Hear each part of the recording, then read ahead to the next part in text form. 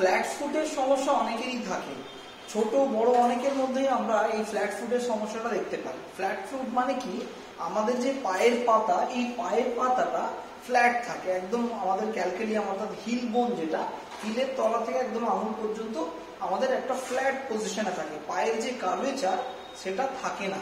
এবার আমি আপনাদের দেখাচ্ছি, দেখুন এদিকে আসলে দেখতে হবে, দেখি পাটা সোজা করো তো।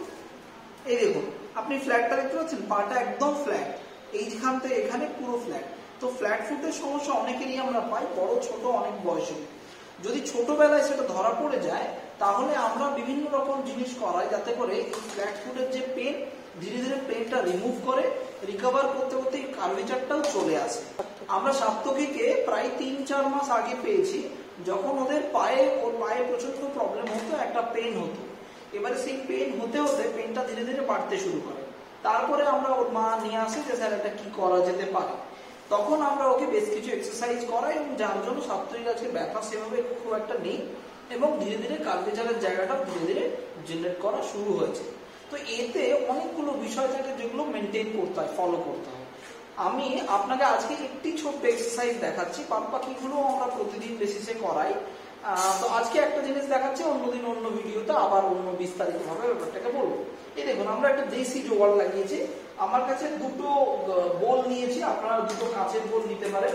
এই দেখুন একটা বোলের মধ্যে এইগুলো হচ্ছে গুল্লি, এই গুল্লি নিয়ে নিয়েছি, আর আরেকটা বোল নিয়ে নিয়েছি, আর ওকে এই ইটটা দিয়ে দিয়েছে। আমাদের কাছে এটাই ছিল, আপনার কাছে আরো বেটার কিছু থাকতে পারে, সেটা নিতে পারেন। দেখুন আমাদের এই মুহূর্তে কিছু পেলাম না, তাই এটা নিয়ে নিলাম।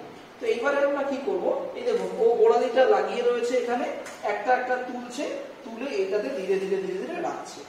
পায়ের কার্ভেচারটা এইভাবে ঠিক পাটাকে ঘুরিয়ে একটা তুলছে, তোলার পর আবার সেটা আস্তে আস্তে এখানে রাখছে।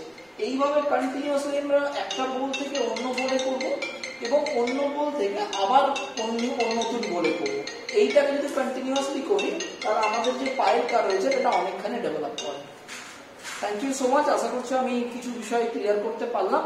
বাদ বাকি যদি কিছু প্রশ্ন থাকে আপনারা অবশ্যই আমাদের কমেন্টসের মাধ্যমে জানান। আর কারো যদি কনসালটেশনের প্রয়োজন হয়, আমাদের কসবা পোস্ট অফিসের পাশেই আমাদের চেম্বার, আপনারা চলে আসতে পারেন। নমস্কার।